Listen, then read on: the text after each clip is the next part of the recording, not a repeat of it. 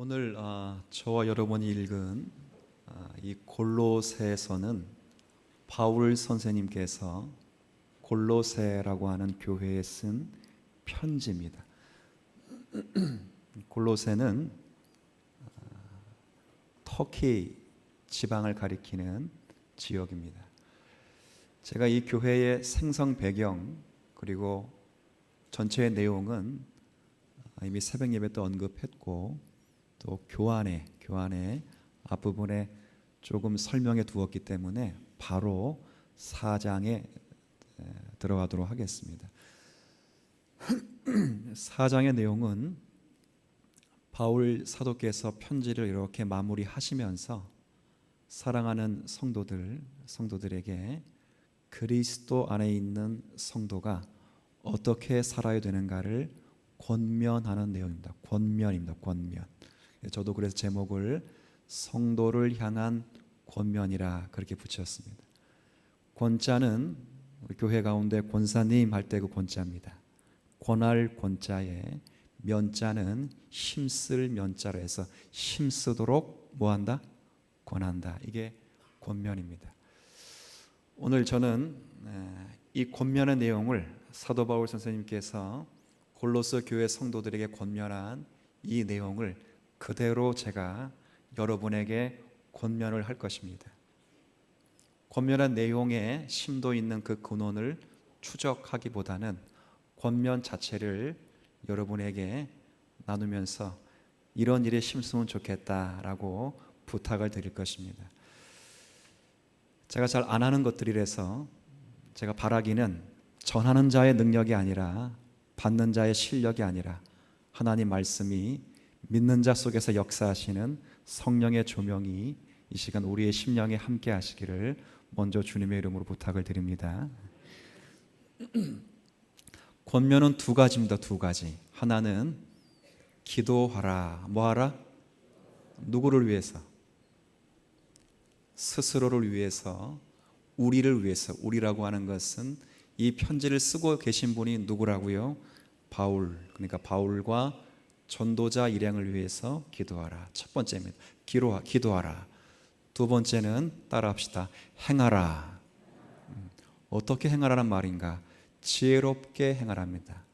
이 지혜롭게 행하라는 말은 6절에 있는 표현처럼 소금이 맛을 내는 것처럼 행하라. 누구에게? 믿는 사람뿐만 아니라 믿지 않는 사람에 그렇게 하라.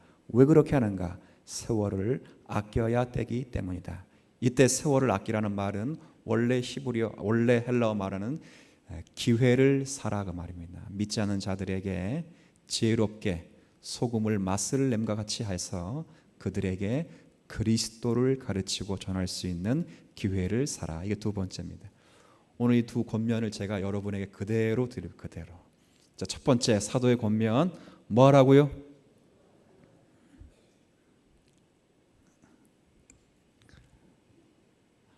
쉽지 않죠? 목사님 그거 다 알고 있는 거 저도 이제 다 알고 계시는 걸 하는 것도 쉽지 않고 다 아는 내용을 듣는 것도 쉽지 않지만 오늘 이 권면이 우리의 삶 가운데 역사되기를 소망하면서 이 권면을 여러분에게 드리는 것입니다. 따라합시다. 기도하라. 여기 2절 보세요. 권면의 시작을 기도하라라고 시작하는 것, 이건 대단히 의미 있다고 생각합니다. 2절 제가 다시 읽지요. 기도를 계속하고 그 다음 기도에 감사함으로 깨어있으라. 저는 사도의 첫 번째 권면이 기도하라라고 하는 이 단순한 권면이 우리에게 시사하는 바가 참 크다 그렇게 생각이 듭니다. 뭐냐? 그것은 성도에게 있어서 필수적인 것은 그리스도인으로 살아가는 필수적인 것은 하나님 앞에 기도하는 것이다. 아멘. 기도하는 것, 기도. 성경에는 우리가 하나님의 사람으로 어떻게 살아가야 되는가, 거룩함을 어떻게 이루어 가야 되는가에 대해서 성경에는 딱 두 가지를 제시합니다. 두 가지. 신앙생활 수십 년 해오셨죠. 성경에 말씀만 되어진 하나님의 거룩함, 성화되어지는 과정, 그 과정 속에 성도가 그렇게 될 수 있는 두 가지를 딱 명쾌하게 요약해두고 있는데 무엇과 무엇이냐면 혹시 알고 계시죠? 말씀과 뭐요? 기도입니다. 이것 없이 성도가 거룩해질 수 있는 방법은 없습니다. 목사님, 봉사 많이 하면 거룩해지죠. 봉사 많이 하면 욕만 납니다. 욕만.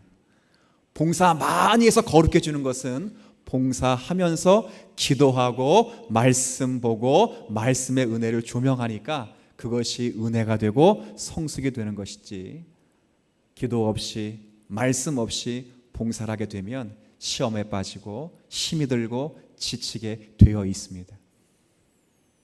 우리가 하나님의 사람으로 거룩해지는 것, 여기서 거룩해진다는 것은 하나님의 뜻을 아는 것이고 그분을 붙잡는 것이고 하나님을 닮아가는 것입니다.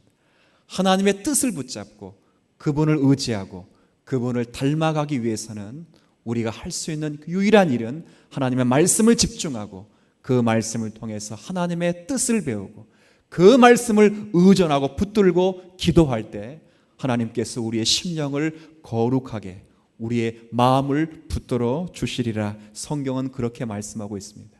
그래서 사도 바울이요, 이 골로새 교회 형편을 듣고 가장 먼저 한 게 감사 그리고 기도입니다. 기도. 나중에 집에 가서 1장 9절 이후에 사도 바울의 기도를 살펴보십시오. 기도의 내용은 핵심은 딱 한 가지입니다. 하나님, 골로새 교회 성도들이 하나님이 기뻐하시는 하나님의 기쁘신 뜻을 이해할 수 있도록 은혜를 더하여 주옵소서. 그리고 저들이 하나님의 뜻을 아는 지식에 자라가게 해주셔서 저들이 성품으로 저들이 지식으로 하나님을 배우게 하시고 하나님을 온전히 의지하여 하나님을 아는 자답게 열매를 맺으며 살게 하여 주옵소서. 그걸 기도하고 있어요. 사도 바울은 오늘 그 기도를 어떻게 하라고요? 계속 하랍니다. 계속. 사랑하는 성도 여러분, 여러분이 주님의 기쁘신 뜻을 알도록 하나님을 의존하도록 하나님을 닮아갈 수 있도록 기도하실 수 있는 우리 모두가 되시기를 진심으로 부탁을 드립니다. 기도하셔야 됩니다. 전 우리 성도님들이요, 바울의 이 권면을 가슴에 담아 기도하는 성도들이 되었으면 좋겠어요. 우리가 성화되어 가는 길, 하나님을 닮아가는 길, 하나님의 뜻을 아는 길, 말씀과 기도밖에 없다고 했어요. 기도하지 않고는 크는 법이 없습니다. 기도하지 않고는 하나님의 능력을 담아낼 그만한 그릇들을 간직할 수 없습니다. 하나님은요, 기도하는 사람을 붙들고 기도하는 사람을 쓰시고 기도하는 종을 통하여 주님의 영광을 이루어 내시는 줄 저는 확신합니다. 이게 우리가 살아가야 될 자리입니다. 제가 수년 전에 이 교회 부임하고 나서 합동신학대학원 대학교의 총장님이신 조병수 교수님이 말씀 사경회 하는 곳으로 제가 또 배우기도 했고 우리 교회와 저와 관련된 분이셔서 제가 참여했습니다. 아마 혹시 이 가운데서도 몇 분이 저의 권유를 듣고 함께 참여한 것으로 기억이 됩니다. 그때 말씀 사경의 주제가 뭐였냐면 베드로였습니다. 베드로를 가지고 4일에 걸쳐서 부름받은 베드로, 일하는 베드로, 책망받는 베드로, 그리고 죽음을 준비하는 베드로, 부름받은 그 베드로가 어떻게 죽음을 준비하기까지 하나님의 그의 인생에 개입하셔서 그를 그렇게 바꾸어 놓았는가, 하나님의 경륜에 대해 살피는 참 복된 시간이었습니다. 근데 그 두 번째 날에 제목의 주제가 뭐였냐면 바로 일하는 베드로입니다. 그 본문 내용이 바로 지금도 생생하게 기억나는데 사도행전 3장입니다. 여러분 사도행전 3장 잘 아시죠? 베드로와 요한이 성전에 뭐하러 갔죠? 기도하러 갔다가 성전 미문에 앉아있는 안진뱅이를 일으켜 내실 때 그때 유명하게 했던 말 있죠. 금과 은은 내게 없거니와 이 왜 금과 은은 내게 없다 말하냐. 저 구걸하는 자가 뭘 구했기 때문에, 돈을 구했기 때문에. 그러나 금과 은은 내게 없거니와 내게 있는 것으로 너에게 주니 나사렛 예수 이름으로 걸어라 하시니 그가 걷고 뛰고 하나님을 찬양했더라. 그 말씀을 전하는 것이에요. 근데 그 말씀을 전하시면서 그 목사님 교수님이 뭐라 말씀하셨냐면 이 베드로와 요한이 이 안진뱅이를 일으킬 수 있었던 요인이 무엇입니까? 어떻게 해서 베드로와 요한이 이 구걸하는 안진뱅이를 일으킬 수 있었습니까? 그 이야기를 하나, 둘, 셋, 네 가지 가지고 이야기를 하는데요.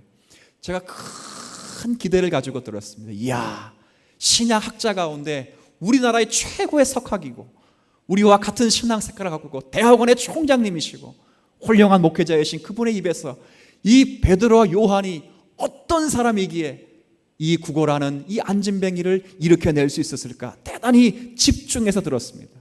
근데 그 목사님이, 그 교수님이 하시는 말씀이 베드로와 요한이 어떻게 이 구걸하는 사람을 일으켜 세웠냐면 베드로와 요한이 뭐하는 사람이었기 때문에?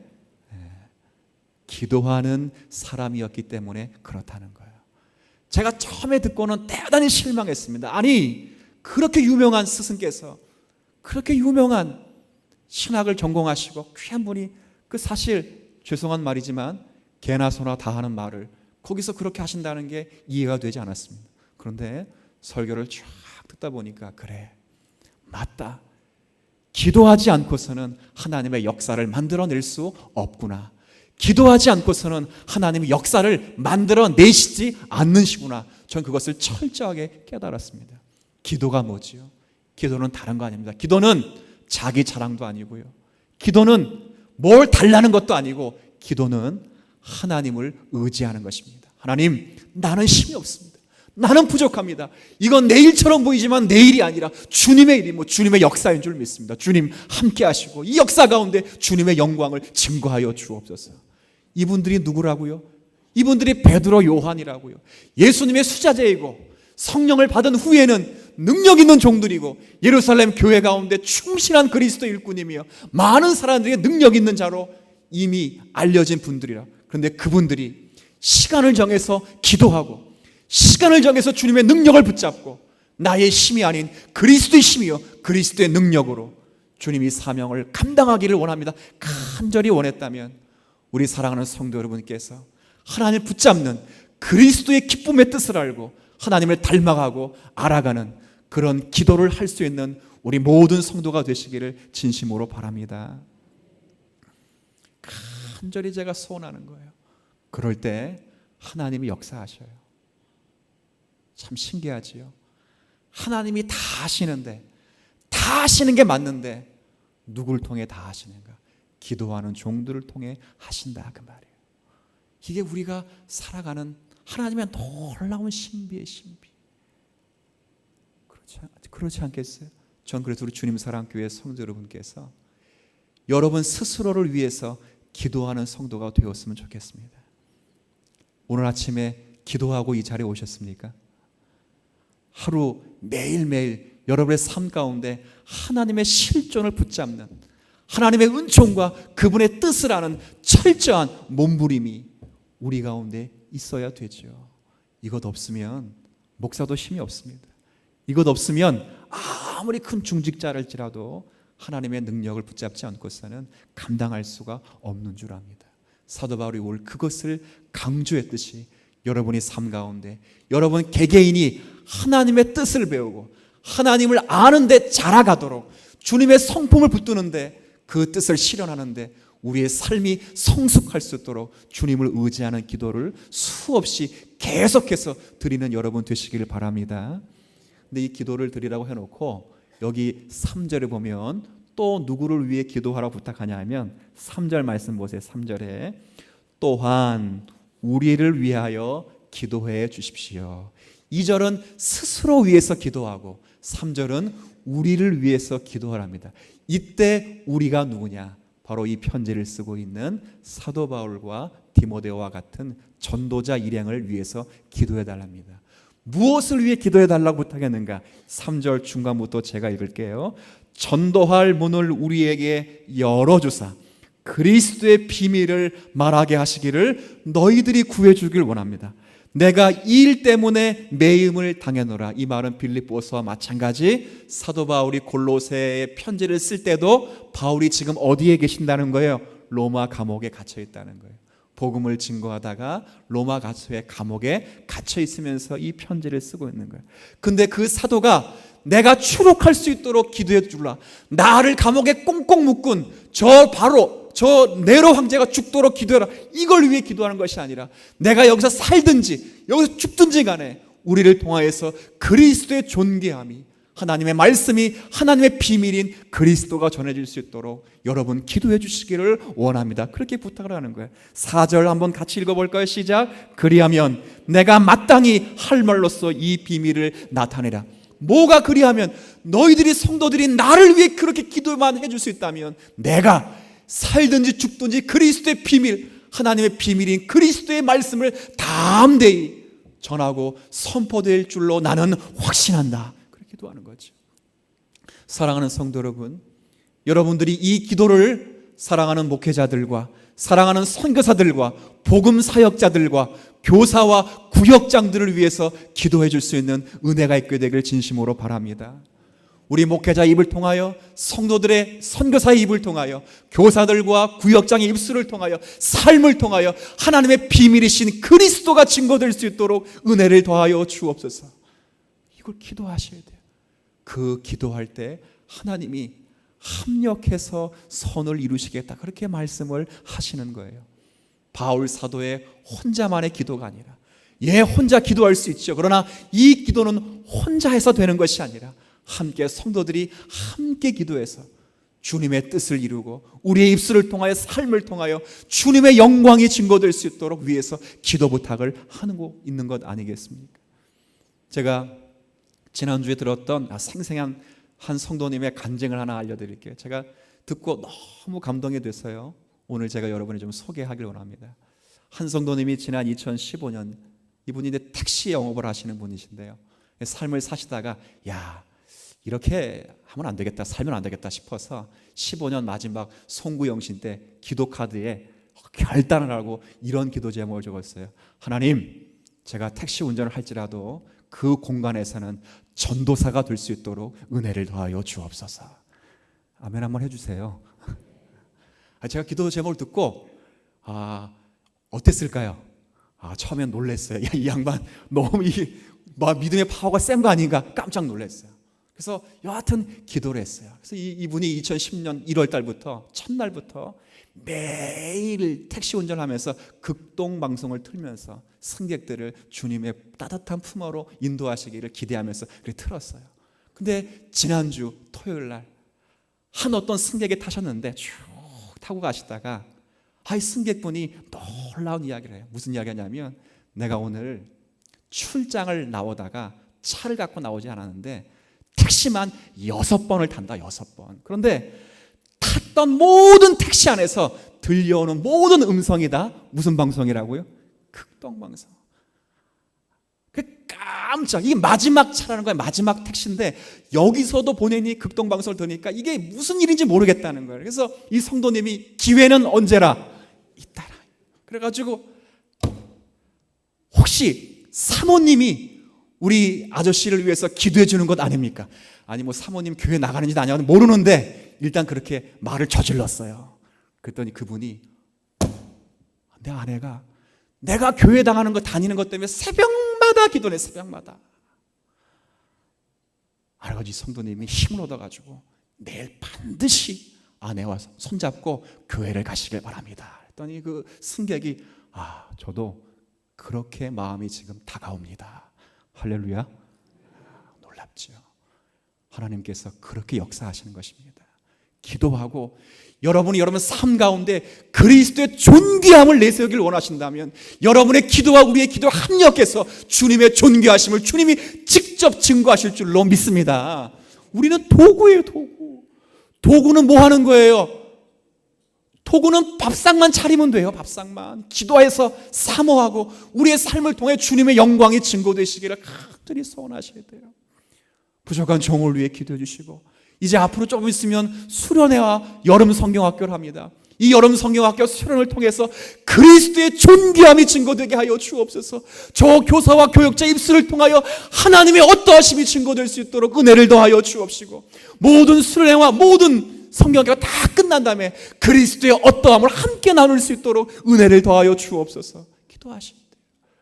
이번 수련회 주제와 이번 성경학교 주제를 한번 제가 알려드릴 때 따라해 보세요. 교회. 뭐라고요? 뭐라고요? 한 번 더 뭐라고요?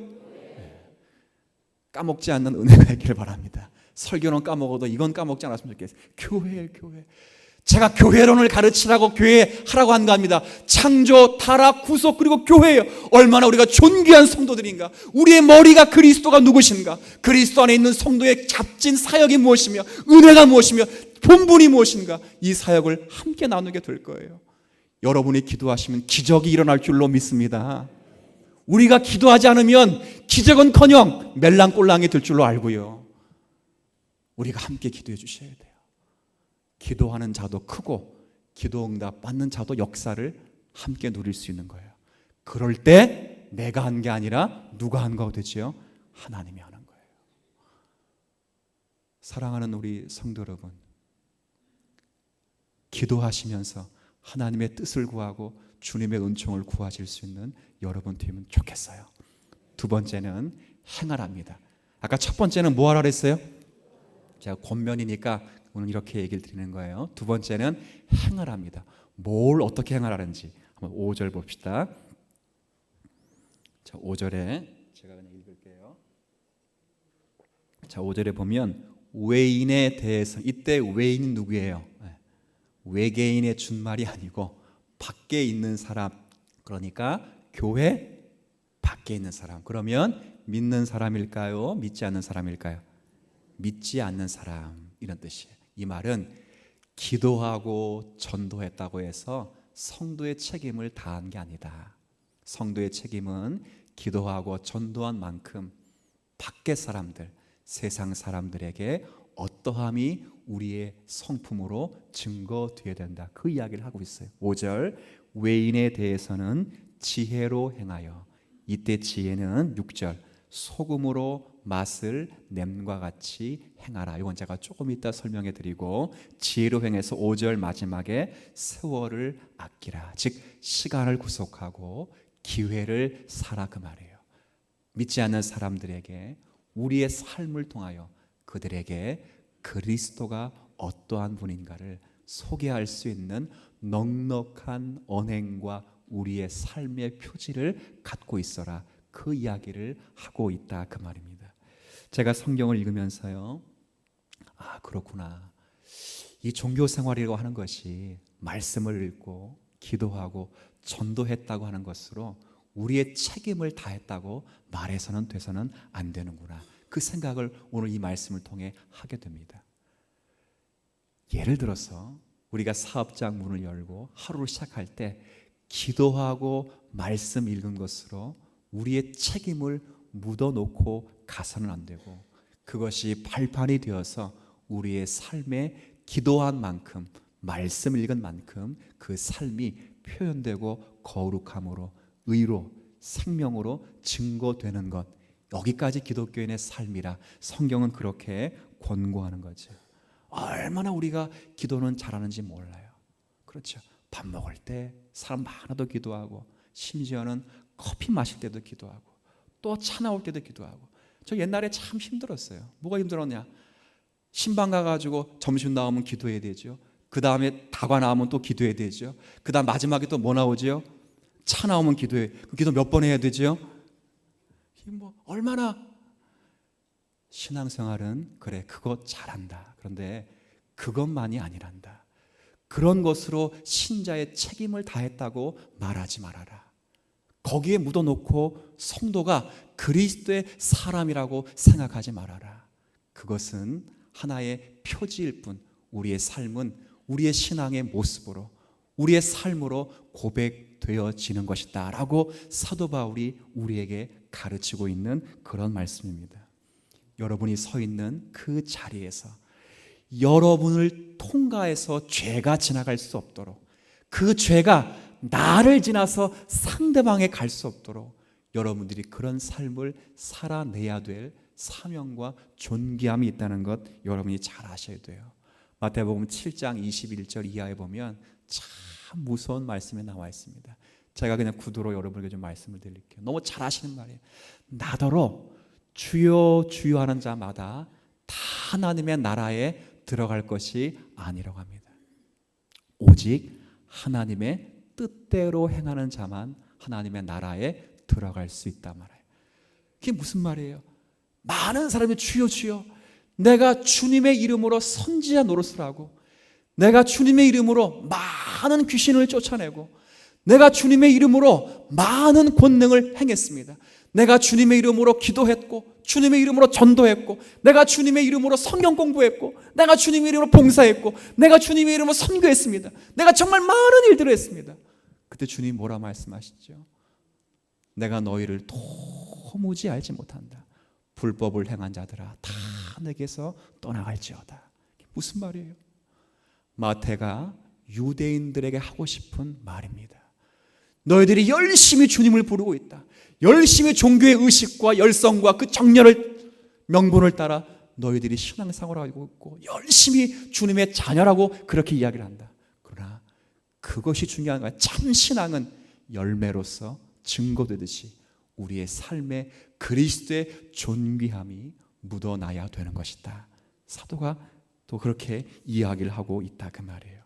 저는 저와 여러분의 삶을 살아가면서 우리의 삶의 모습이 무엇으로 증거되고 있는가를 말할 때 여러분들이 정당한 신자의 삶을 살고 있는가 그렇지 않고 있는가를 증거할 때 갈라디아서 5장의 말씀을 자주 말씀드립니다. 한번 이 말씀을 좀 펴보시고 한번 읽어보도록 할게요. 앞쪽으로 가시면 돼요. 갈라디아서 5장 16절 이하의 말씀인데요. 자, 갈라디아서 5장 308쪽 아마 전후가 될 것 같아요.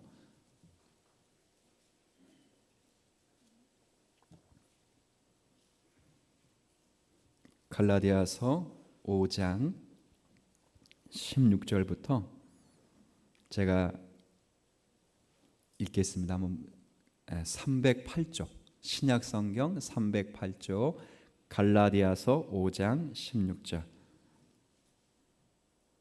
제가 읽을게요. 내가 이르노니, 그러니까 사도 바울이 갈라디아 지역에 있는 교회들에게 편지를 쓰면서 이렇게 말합니다. 너희는 성령을 따라 행하라. 그리하면 육체의 욕심을 이루지 아니하리라. 육체의 소욕은 성령을 거스리고 성령은 육체를 거스리나니 이 둘이 서로 대적하므로 너희가 원하는 것을 하지 못하게 하려 함이니라. 18절 너희가 만일 성령의 인도하시는 바가 되면 아까 16절에는 성령을 따라 행하라 라고 되어 있어서 우리가 뭘 하는 것처럼 보여요. 그런데 이 표현을 18절에 우리가 뭘 하는 것이 아니라 성령의 인도함을 받는 것이다. 그것이 성령을 따라 행하는 거예요. 어떻게 인도함을 받는가 그럴 때 19절 육체의 일은 이런 것들이고 그리고 22절 23절 이제 성령의 열매들이 나오는데 한번 22절 23절 한번 같이 읽겠습니다. 시작. 성령의 열매는 사랑과 희락과 화평과 오래 참음과 자비와 양성과 충성과 온유와 절제니 이 같은 것을 금지할 법이 없느니라. 자, 절 보세요. 사도 바울이 사랑하라라는 말을 하는 거 아닙니다. 성령을 따라 행하라 말할 때 성령의 열매 가운데 첫 번째 맛으로 증거되는 게 아까 처음 읽었던 22절의 첫 번째 맛이 뭐예요? 사랑이에요. 사랑하라 그 말을 하고 있는 게 아니에요. 사도 바울이 지금 말하고 있는 것은 우리가 하나님의 자녀가 되었다면 그 자녀된 본질로서 결과로 맺어지는 그 열매가 바로 뭐라는 거지요? 사랑이라는 거예요. 그래서 그 인도하심을 받는 자들에게 나타나는 현상이 사랑과 희락과 여기 표현된 대로 화평과 그러면서 9가지를 소개해 주고 있어요. 우리가 살아가는 삶의 자리가 이런 모습의 삶의 자리로 증거되고 있는지를 보라는 거예요. 이런 거 없다고 이렇게 하자 캠페인을 하자는 게 아니에요. 지금 마태가 지금 7장 마태복음 7장을 통해서 유대인들에게 권면하고 꾸짖는 게 뭐예요? 이거 하자, 이거 품자, 이거 소원하자 그 이야기를 하자는 것이 아니라 너가 정말 하나님의 사람이라면 이것이 자연적으로 결실되고 있어야 된다 그 말이에요. 근데 이런 것이 결실되고 있지 않으니까 너희들은 하나님의 사람이 아니라는 거예요. 오늘 이 말씀이 뭐예요? 오늘 이 처음 야유회 갈 때 기도하고 가자. 가서 예배드리자 이 이야기를 하는 것이 아닙니다. 기도하고 가던 기도 안 하고 가던 거기서 예배를 드리던 예배를 안 드리던 간에 그 모든 자리에서 정말 우리의 삶 가운데 하나님의 자녀된 삶, 사랑과 실학과 오래 참음이 우리의 삶을 통하여 구현되고 있는지를 점검해서 우리가 누구에게 소속되어 있는지를 생각해 보라, 그렇게 이야기를 하고 있는 말씀이에요. 제가 이것을 캠페인을 하자는 것이 아닙니다. 권리대회를 하자는 것이 아닙니다. 우리의 인생의 삶이 그와 같은 삶으로 구현되는 것이 주님이 기뻐하시는 계획이었다는 것을 성경이 우리에게 말씀해 주고 있는 거예요. 창세기 23장 쭉 읽어보면 제가 참 하나님의 은혜 속에서 그 말씀을 읽을 때 참 기쁨이 되고 제 마음에 위로가 되는 게 있습니다. 그게 뭐냐면 창세기 23장에 보면 이 아브라함이 약속의 땅에 들어가요. 약속의 땅에 들어가서 이 아내 사라가 127세에 목숨을 달리하고 죽게 됩니다. 얼마나 슬펐겠어요. 100년 가까이 같이 살아왔던 아내가 죽으니까 너무 슬퍼요. 그래서 이 아내를 위해서 그렇죠, 매장지를 하나 구해야 됩니다. 근데 참 신비로운 것은 하나님이 가나안 땅을 약속의 땅으로 주셨지만 이 아브라함은 평생 죽을 때까지 약속의 땅을 물려는 받았는데 밥 붙일 만큼의 유업의 땅도 얻지 못하고 거기서 나그네처럼 외국인처럼 그렇게 살아가요. 그래서 이 매장지를 얻기 위해서 헷족속 그 족장에게 찾아가서 내 아내가 죽게 되었사니 내 아내의 매장지를 하나 하도록 저기 너희들이 안 쓰는 굴 하나를 내게 좀 팔아 넘기라, 그렇게 이야기를 하죠. 근데 여러분 다 읽으셨을 거예요. 그때 헷족속이 아브라함에게 뭐라고 말하냐면 전 참 의미 있다고 말해요. 그 헷족속이 깜짝 놀라면서 볼품없는 아무것도 가지고 있지 않은 아브라함에게 뭐라 말하냐면, 선생님 무슨 섭섭한 말씀을 그렇게 하십니까? 당신은 내가 쭉 가나안 땅에 사는 모습을 볼 때 당신은 하나님이 세우신 지도자가 분명합니다. 당신이 원하시는 땅을 어디든지 가져가시고 당신이 쓰시고자 하신다면 무엇을 달라든지 제가 다 드리겠습니다. 그런 깜짝 놀랄 말을 하죠. 아브라함이 어떻게 살았지요? 아브라함이 가나안 땅에서 뭘 어떻게 살았길래 그 가나안 족속들이 그런 이야기를 아브라함에게 들려주고 있냐, 그 말이에요. 그건 다른 게 아니에요. 아브라함이 복의 근원으로 살았기 때문에 그렇습니다. 오늘 우리의 삶이 그와 같아야 돼요. 복의 근원 어렵지 않습니다. 여러분 창세기 12장 3절에 너무 유명한 말씀이 있죠. 하나님 뭐라고 아브라함이 약속하셔요? 너를 축복하는 자가 내가 그를 축복할 것이요, 너를 저주하는 자가 있다면 내가 그를 저주할 것이다. 이 땅의 모든 족속이 너로 말미암아 복을 얻을 것인데 너는 복의 뭐가 돼요? 근원이 된대. 근원. 이 아브라함이 이 복의 내용을 듣고 한 생애를 살아가지만 여러분 삶에 살아가면서 얼마나 능력 있고 권위 있는 말씀이에요. 아브라함을 축복하는 자에게 상 주시고 아브라함을 미워하는 자에게 벌을 주신다고 하시고 얼마나 스펙타클한 약속이 아닐 수 없습니다. 그렇죠. 아브라함을 대적하는 자를 위해서 항공모함을 띄우시고 특공대를 보내시고 탱크를 보내시겠다고 하는 하나님의 놀라운 약속이라고요. 그런데 실상 아브라함의 삶은요 그렇게 못 삽니다. 평생 광야를 방황하는 삶을 살고요, 평생 가나안 땅에 들어가서 밥 붙일 만큼의 유업의 땅도 누리지 못하며 살아갑니다.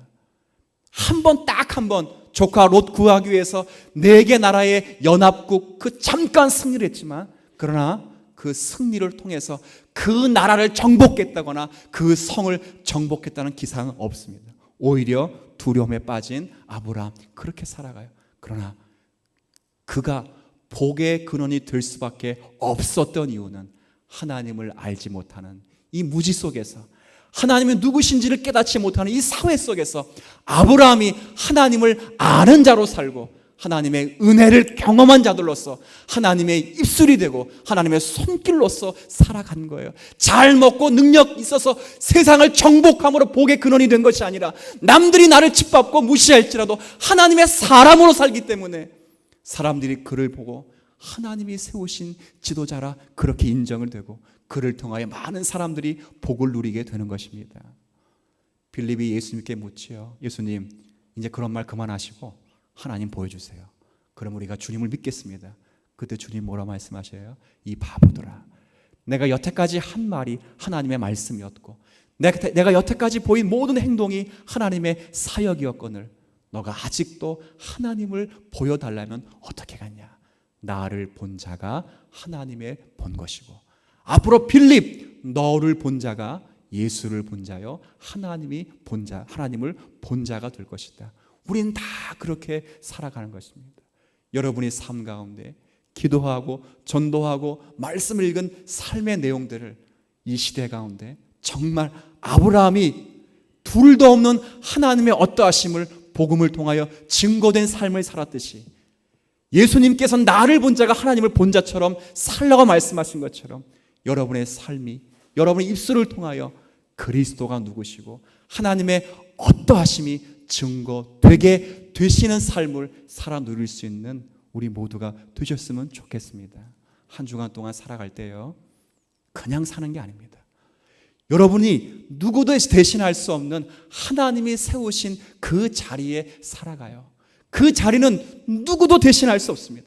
여러분이 저의 아내가 되실 수 없고 제가 여러분의 남편이 되줄 수 없고 여러분의 아들이 되거나 여러분의 부모가 되줄 수 없죠. 누구나 여러분만이 가질 수 있는, 여러분만이 설 수 있는, 여러분만이 하실 수 있는 책임된 자리가 있어요.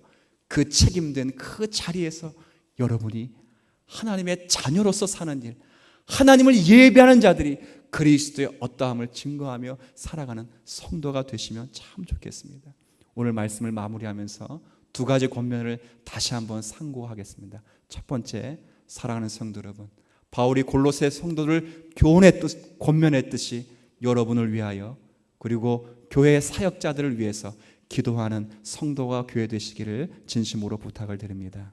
뿐만 아니라 그 기도한 것이 기도한 것으로 신자의 책임을 끝맺히지 말고 그 기도가 우리의 소원이 하나님을 아는 것이 삶으로 고백되어서 우리 삶 가운데 그리스도의 넉넉함이 증거될 수 있는 그런 마음과 여유와 삶을 갖는 사랑하는 성도 되시기를 주님의 이름으로 축복합니다. 하나님 아버지, 은혜를 인하여 감사합니다. 오늘 받은 이 말씀 우리가 힘쓰고 우리가 추구해야 될 신앙의 내용인 줄 가슴에 깊이 새기면서 기도하는 성도와 교회가 될 수 있도록 은혜를 더하여 주옵소서. 하나님의 기쁘신 뜻을 알기 위하여 기도하고 하나님을 아는 지식이 자라가기를 기도하며 하나님을 닮아 우리의 삶을 통하여 행함으로 증거되어 우리의 삶의 모습이 그리스도의 어떠함을 증거하고 우리의 넉넉한 웃음과 우리의 넉넉한 행위를 통하여 많은 자들을 여유롭고 넉넉하게 하는 자들 되게 하여 주옵소서. 소금은 그 맛을 내게 하기까지 자기의 존재가 없어져야 가능할 것입니다. 우리의 존재도 마찬가지입니다. 이 시대를 부패 속에서 정하게 하기 위해서는 우리 그대로가 살아있어서는 안 되고 있는 것처럼 아니 없는 것처럼 그렇게 보일지라도 우리의 모습을 통하여 이 땅이 죄가 통용되지 않도록 절제하며 또 소원하는 삶을 살아낼 수 있는 믿음의 권석 다 되도록 은혜 더하여 주옵소서. 예수님의 이름으로 기도 올리옵나이다. 아멘.